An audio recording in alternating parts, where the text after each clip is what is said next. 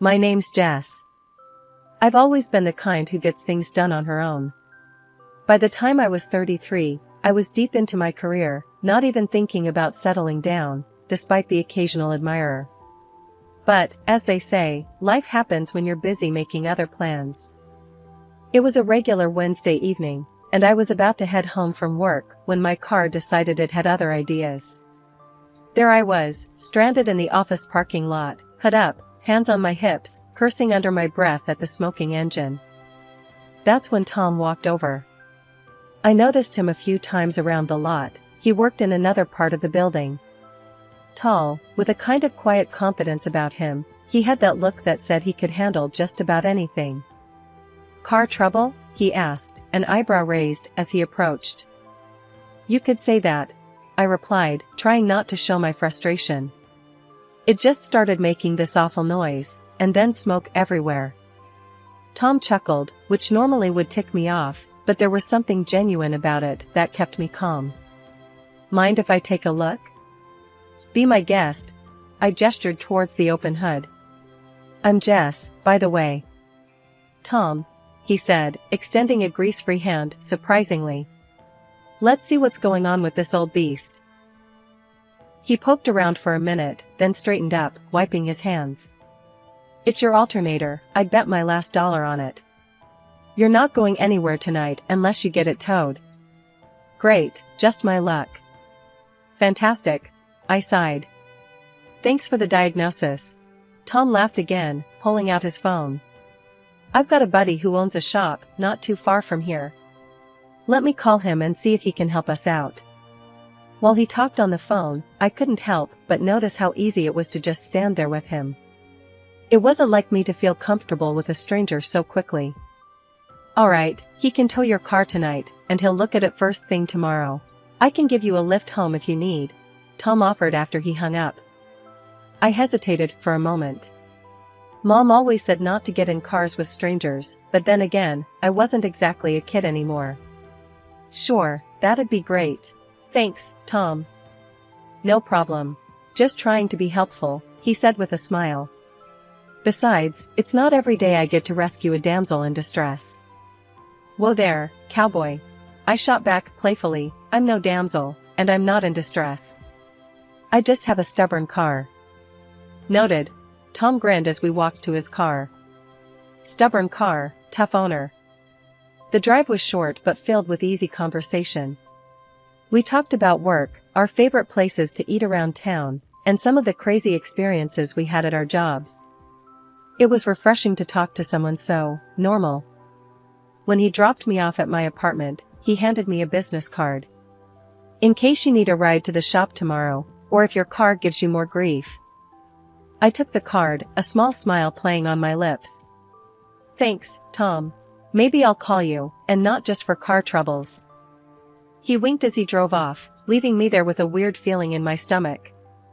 Excitement? Maybe. For the first time in a long while, I was actually looking forward to what tomorrow might bring. After Tom and I met, things moved pretty fast in a good way. He was open right from the start, which I respected a lot.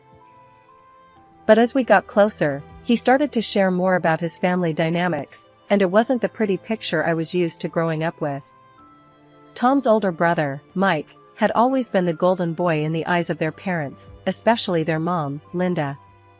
According to Tom, Linda doted on Mike, always talking him up as the smartest and most successful. Mike got more attention, more praise, and yeah, more of everything else too. Tom seemed to have made his peace with being the second fiddle, but for someone like me, who came from a family where love and fairness were a big deal, it was hard to swallow. I remember telling Tom, "It's not right, you know. You're just as great as anyone, Mike included." Tom just shrugged, a little uncomfortable. "That's just how it is, Jess. I've dealt with it. Let's not make waves, okay?" The first time I met Linda, it was clear she wasn't thrilled about me. It wasn't anything she said outright, it was more the way she talked about Mike in front of us, barely acknowledging Tom's achievements. "Mike just got promoted again. Can you believe it? We're so proud," she'd gush, while Tom just nodded along. Despite all that, I still tried to make a connection, but it felt like hitting a brick wall. Eventually, I realized maybe Tom and I were better off without trying so hard to win them over. 2 years down the line, Tom and I decided to tie the knot. It wasn't a big affair, just something small, with a few close friends and family. Mike, surprisingly, was genuinely happy for us, which was more than I could say for Linda and her husband. They showed up, sure, but there wasn't much joy in their congratulations. At the reception, I caught Linda boasting to another relative about Mike's latest business venture, loud enough for nearby tables to hear. I was mingling nearby with some of our friends when Tom caught my eye, a look of resignation on his face. I walked over to him, squeezing his hand. "Hey, let them talk about whatever. Today's about us, right?" I whispered. "Right," Tom nodded, giving me a small smile. "Thanks for putting up with all this, Jess." When Mike and his wife welcomed their first child, a boy, the entire family went all out. I mean, it was like a royal celebration. Linda threw a huge bash, balloons, cake, the works. Her social media was on fire with photos and posts about being the world's happiest grandma. The love and pride she poured into that event were obvious to anyone who saw it. A year later, Tom and I had our little Emily, and the contrast in Linda's reaction couldn't have been starker. There was no big party, no social media fanfare. Honestly, it stung more than I thought it would. When Linda called to congratulate us, her voice carried that formal tone reserved for acquaintances, not family. "Congratulations, Jess, Tom. A girl, that's nice," she'd said, her enthusiasm as flat as a pancake. "Thanks, Linda. We're really excited." I tried to keep my voice bright, but it was hard. "That's wonderful. Let me know when you have the baptism planned, I'll make sure to clear my schedule," she replied, and that was pretty much it. At Emily's baptism, the disparity became even more obvious. Linda came, of course, she's the grandma after all, but her whole demeanor was so offhand it might as well have been another Sunday service for her. While we were setting up the hall for the small gathering after the ceremony, I overheard Linda talking to one of her friends. "Oh, Mike's boy is just starting to walk. It's incredible how quickly he's picking it up. We think he'll be quite the athlete." Feeling a bit irked, I walked over to Tom, who was arranging chairs and didn't seem to notice his mother's gushing about his nephew. "Tom, doesn't it bother you? The way your mom is all over your nephew and just here for Emily?" Tom looked up, a slight frown creasing his brow. "Yeah, it does. But what can we do, Jess? It's how she is. Mike's always been the star." "But Emily's your star, our star. Doesn't she deserve the same?" I pushed back, not ready to drop it. Tom sighed, running a hand through his hair. "Of course, she does. And she'll always have us. I know it's not the same, but..." "But nothing," I cut in, my frustration peaking. "She should care more, Tom. It's not fair to Emily." "You think I don't know that? But confronting my mom, it's just going to make things worse. She won't change," he said, almost pleadingly. As the day went on, I tried to shake off the feeling of disappointment. I focused on our friends and the part of the family that was thrilled for us. Emily was a bundle of joy, oblivious to the adult tension swirling around her. Post-baptism, we had a little party back at our place. Linda stayed a bit, mostly keeping to herself or chatting with Tom's dad, who seemed to be trying to make up for his wife's lack of enthusiasm by being extra cheerful. As Linda was leaving, I decided to try one more time. "Linda, we missed seeing you with Emily today. She's getting so big already, isn't she?" Linda paused, her keys in hand, and actually looked at me for a moment. "Yes, she is. Time flies.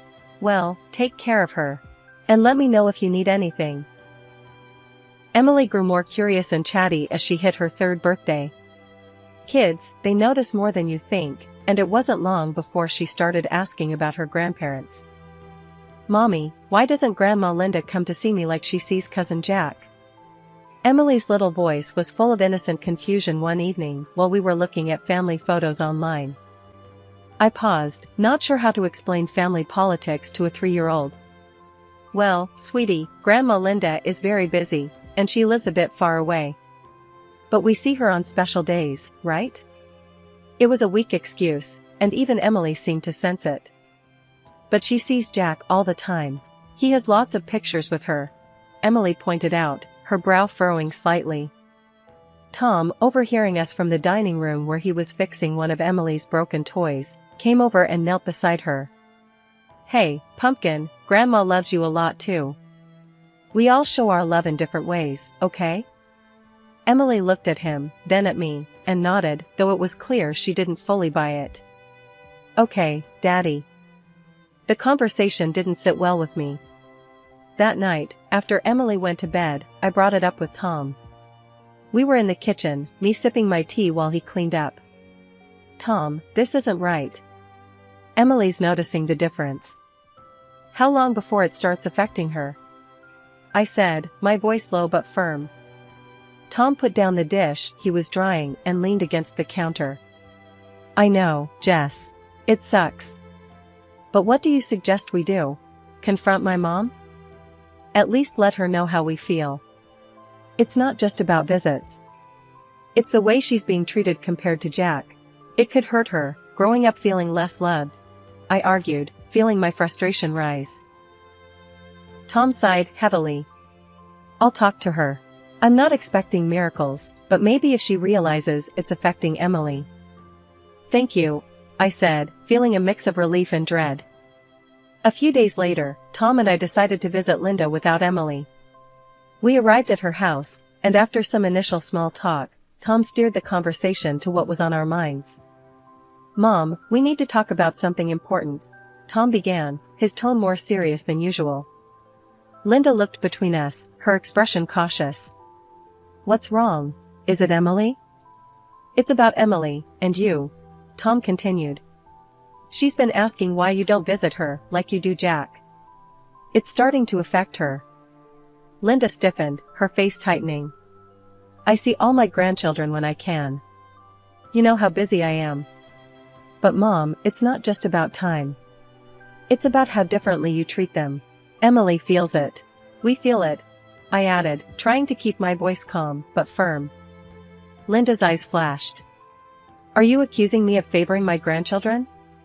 "Not accusing, Mom. It's just what's happening. We're worried about Emily," Tom explained, his voice steady. Linda sighed, looking away for a moment before meeting our eyes again. "I'll try to do better. But I don't like being told how to be a grandmother." "We're not telling you how to be a grandmother. We just want Emily to feel as loved as Jack," I said, hoping she'd understand the difference. Linda nodded slowly, her posture relaxing slightly. "I'll make more of an effort. That's all I can promise." That night, as I checked on Emily, asleep and peaceful in her bed, I felt a renewed sense of protectiveness. Whatever Linda's response would be, Tom and I were determined to make sure Emily grew up knowing she was loved and valued, no less than anyone else in the family. Emily's 7th birthday was coming up, and she was all excited about her party. The house was decorated with balloons and streamers, and Emily was buzzing around in her favorite princess costume. Guests started arriving, and the kids were having a blast. I kept an eye on the door, waiting for Linda and George. They finally showed up, about half an hour late. Linda had a small, somewhat dusty-looking gift bag in her hand. Emily ran up to them, excited. "Grandma, Grandpa," she squealed, hugging George tightly. "Happy birthday, sweetheart," George said, hugging her back. Linda handed Emily the gift bag with a tight smile. "Here you are, dear. Happy birthday," she said, her voice lacking warmth. Emily opened the gift right away. It was a small stuffed animal, clearly not new. "Oh, thank you, Grandma." Emily tried to hide her disappointment. I caught Tom's eye, and he frowned slightly. We both saw the letdown on Emily's face. I was about to say something when Carly, my friend, who'd overheard some guests talking, pulled me aside. "Jess, did you hear about Linda's gift to Jack last week? A whole space-themed party with a professional telescope and all. And Emily gets that?" Carly nodded towards the stuffed animal. I clenched my fists, feeling my face heat up. "I can't believe this. Every time, Carly. It's like she does it on purpose." The party continued with lots of guests and relatives mingling and enjoying the day. Suddenly, I noticed Emily wasn't around. I found her crying in one of the rooms. "Sweetie, what happened?" I asked, kneeling beside her. "Mommy, Cousin Jack said I'm a second-class person and I need to wash up before I can play with him," she sobbed, wiping her tears with the back of her hand. I felt a surge of anger. "He said what?" I stood up, stormed into the living room, and pulled Tom aside. "Tom, Jack is bullying Emily. He just told her she's second class." Tom's face turned red with anger. "What? I'll sort this out." He immediately went to find his brother, Mike. Mike was taken aback. "I don't understand, Tom.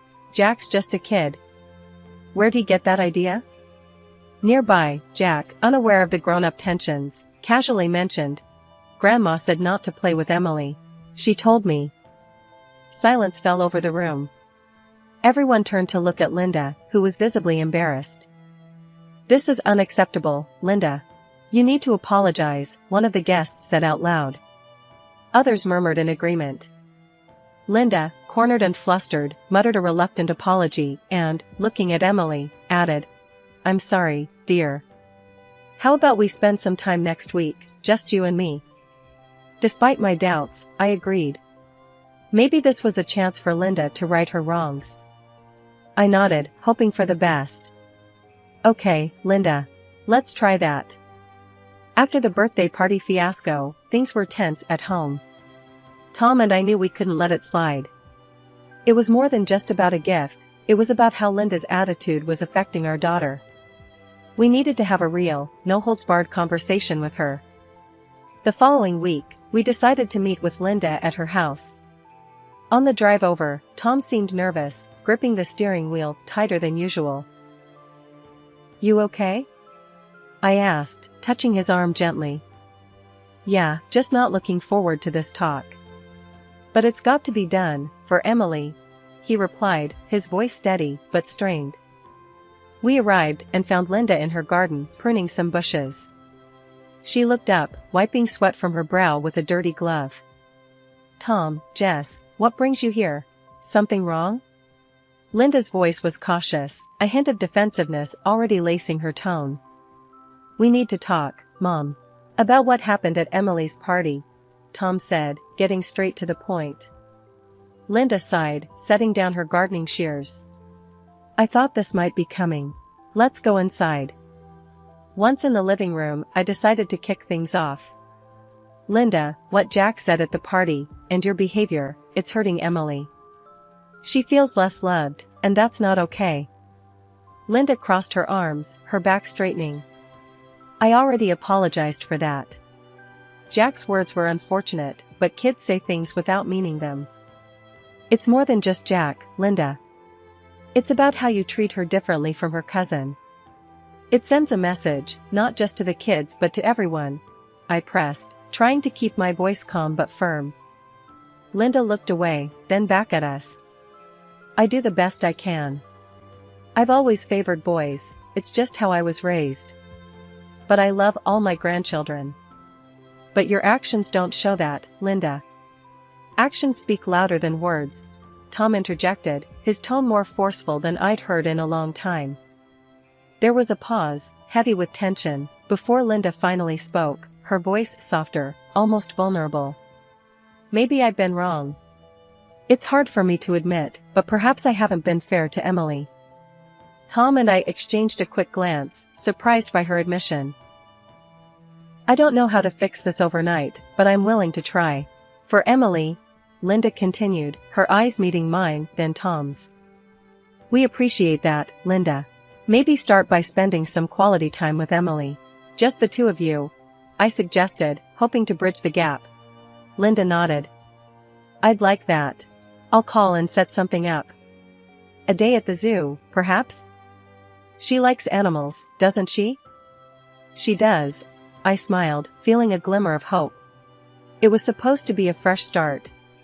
Linda had promised to spend the whole day with Emily, just the two of them, which I thought was a great step towards mending their relationship.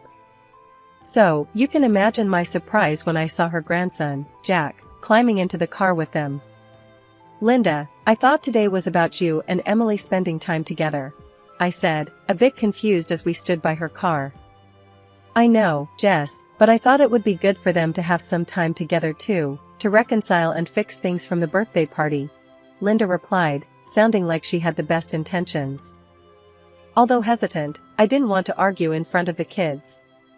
"Alright, just make sure Emily has a good time too," I said, and gave Emily a little hug and a kiss. "You've got your phone, sweetie. Call me if you need anything, okay?" "I will, Mommy," Emily said, a bit uncertain but trying to be brave as she climbed into the car. I watched them drive off, feeling a mix of emotions but hoping for the best. Several hours later, my phone rang. It was Emily, and she was crying. "Mommy, I'm so cold and I'm scared," she sobbed into the phone, her voice quivering. "Baby, where are you? Why are you cold?" "It's warm outside," I said, my heart starting to race with worry. "I'm at the ice rink, Mommy. Grandma went somewhere with Jack." "I don't know where they are," she cried, and my worry turned into anger. "The ice rink? Emily, why are you at an ice rink? Did Grandma not tell you where she was going?" "She said we were going for a walk, and then we came here." "I didn't bring my jacket, Mommy. It's so cold," she continued, her voice shaking. "Okay, sweetheart, find someone who works there, maybe at the desk or a coach, and give them the phone," I instructed, trying to keep my voice calm for her sake. A few minutes later, a man came on the line. "Hello, I'm the skating instructor here. Your daughter was left unsupervised. We're keeping her safe and warm here with us." "Thank you. I'm on my way, I'll be there as fast as I can," I replied, my voice firm but my mind reeling with frustration and anger. As I drove to the rink, my thoughts were a whirlwind. Why would Linda think it was okay to leave Emily at an ice rink alone? And where had she gone with Jack that was so important? When I reached the skating rink, Emily was safe, thankfully, but the scene was a mess. The rink staff had already called the police and the custody service due to the nature of the situation. My heart was pounding as I explained everything to the officers, detailing how Linda had irresponsibly left Emily alone and in an inappropriate environment. The grandma brought them here, skated for a bit, and then just took off with the boy when he fell, the skating instructor told the police, shaking his head. The little girl was shivering in her t-shirt and shorts. I was furious, listening to him. "She's just a child, how could someone think she'd be okay alone in such a place?" I said, my voice cracking with emotion as I gave my statement. The police took everything seriously. They confirmed with the mall security that Linda had been there with the kids for about an hour before rushing off, leaving Emily behind. The more they learned, the angrier I felt. I called Linda right there, needing answers. "Linda, what were you thinking? Emily could have been seriously hurt. Jack was hurt, he needed me. Emily was fine when I left," Linda responded, her tone dismissive as if it was a minor oversight. "Fine? You left her alone, Linda." She was freezing and terrified. I snapped back, hardly believing her lack of concern. After hanging up with Linda, I called Tom to tell him everything. He was livid, beyond upset. "This is unforgivable, Jess. I'm going to make sure this gets handled properly," he said, his voice firm and resolute. The fallout was immediate and severe. The police conducted a thorough investigation, and Linda was fined heavily. Due to the circumstances, she was also barred from any unsupervised visits with Emily. When Tom's brother, Mike, heard about what had happened, he and his wife were appalled and pulled back from Linda, condemning her actions outright. Tom's dad, George, also got involved, upset about the entire situation. "I'm sorry, Tom. I should have stepped in sooner. I followed her lead for too long," he confessed one evening over the phone. He even mentioned that this strain had pushed him to consider a divorce, unable to align with Linda's actions and attitudes any longer. It seemed the whole family dynamic was unraveling because of this incident. Through all this, my resolve only strengthened. Watching how everything unfolded made it clear to me that as a parent, my first and most important job was to protect Emily. I promised myself and her that I'd always be her advocate and shield, no matter what.